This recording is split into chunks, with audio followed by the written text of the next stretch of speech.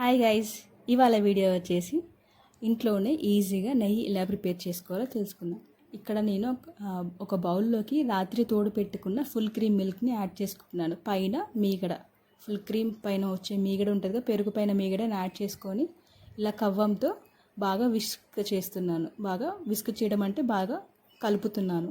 ఇలా కలిపిన తర్వాత ఒక క్రీమీ టెక్స్చర్ అనేది వస్తుంది.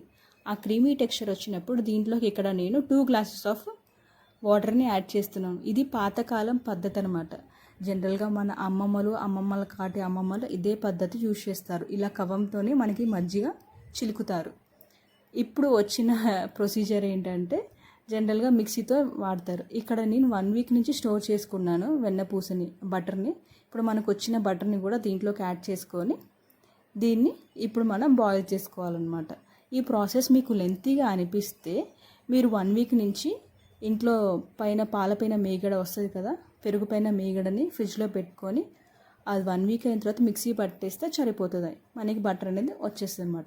ఇప్పుడు దీంట్లోకి నేను కొంచెం దాల్చిన చెక్క, దంచిపెట్టిన ఇలాచి అండ్ కొంచెం కరివేపాకు, ఈ మూడింటిని యాడ్ చేసుకొని ఒకసారి కలుపుతున్నాను. ఇక్కడ మీరు గమనిస్తే మనకి స్లోలీ కలర్ చేంజ్ అవుతూ ఉంటుంది అనమాట. ఇది నేను బఫెలో మిల్క్తో చేస్తున్నాను.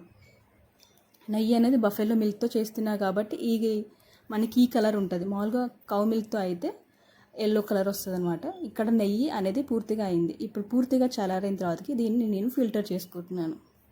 ఎంతో ఈజీ కదా ప్రాసెస్. సో వెంటనే అందరూ ఫుల్ క్రీమ్ మిల్క్తో ఇలా నెయ్యి ప్రాసెస్ని ట్రై చేయండి. వీడియో నచ్చితే లైక్ చేసి సబ్స్క్రైబ్ చేసుకోండి. Thank you and follow for more.